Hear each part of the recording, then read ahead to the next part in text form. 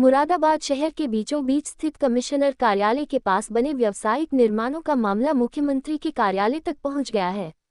भारतीय किसान मजदूर यूनियन के राष्ट्रीय अध्यक्ष ठाकुर ओमवीर सिंह एडवोकेट ने मुख्यमंत्री से शिकायत करते हुए कहा है कि कमिश्नर कार्यालय के बराबर में स्थित बीघों में फैली हुई यह बेशकीमती जगह दरअसल नगर निगम की है, जिसमें बीचों बीच स्थित पुरानी इमारत पर कभी LIU दफ्तर भी आजादी के बाद वर्षों तक कार्यरत था। नगर निगम की इस जमीन का एक छोर एकता द्वार को व दूसरा छोर कमिश्नर कार्यालय की ओर जाने वाली सड़क को दूर तक छूता है। नगर निगम की इस बेशकीमती जमीन पर पहले कुछ ईसाई समुदाय के लोग भी काबिज थे। फिर अचानक इस जमीन पर कुछ दबंगों द्वारा पता नहीं कैसे कब्जा कर लिया गया और उसके बाद इस जगह पर तमाम कमर्शियल कम्प्लेक्स अस्तित्व में आ गए, जिसमें बड़े बड़े शोरूम खोल लिए गए। इसके अतिरिक्त कमिश्नर कार्यालय की तरफ कुछ छोटी छोटी दुकानों का भी निर्माण हो गया। भारतीय किसान मजदूर यूनियन के राष्ट्रीय अध्यक्ष ठाकुर ओमवीर सिंह ने मुख्यमंत्री को भेजी गई शिकायत में कहा है कि महानगर के बीचों बीच नगर निगम की बेशकीमती जमीन पर यह सब कैसे हुआ। इतने बड़े घोटाले को नगर निगम के किन अधिकारियों के सहयोग से अंजाम दिया गया। इस पूरे घोटाले के पीछे कौन लोग हैं जिन्होंने नगर निगम की बेशकीमती जमीन पर कब्जा कर सिविल लाइंस जैसे शांत इलाके को अचानक से भीड़भाड़ से पार दिया है, ये जांच का विषय है। ठाकुर ओमवीर सिंह एडवोकेट ने इस गंभीर प्रकरण की उच्च स्तरीय जांच कराकर नगर निगम की इस बेशकीमती जगह को खाली कराने और इस प्रकरण में संलिप्त सभी लोगों के विरुद्ध कड़ी कानूनी कार्रवाई की मांग की है।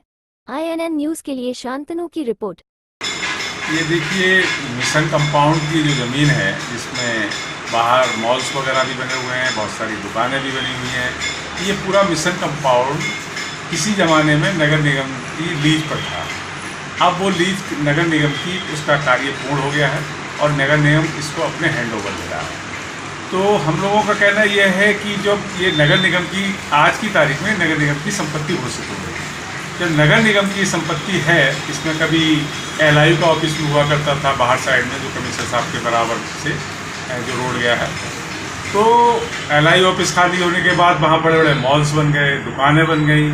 तो ये दुकानें और मॉल्स के लिए ज़मीन किस तरह से स्थानांतरित हुई, क्योंकि ये नगर निगम की संपत्ति थी और नगर निगम ने लीज पर दे रखी थी मिशन कंपाउंड मिशन वालों के लिए, और उनकी लीज कंप्लीट हो चुकी है, खत्म हो चुकी है, इसलिए नगर निगम अपने उससे ले रहा है। दूसरी बात यह है कि इतने इतने बड़े मॉल बने और इन मॉल को बनाने के लिए MDA से नक्शा पास कराया गया, जब इनके पास मालिकाना हक नहीं था। इनके पास रजिस्ट्री किस तरह से कराई गई, ये एक क्वेश्चन मार्क है कि रजिस्ट्री किसने कराई आखिरकार, क्योंकि एक लीज की ज़मीन की किस तरह से रजिस्ट्री हो सकती है।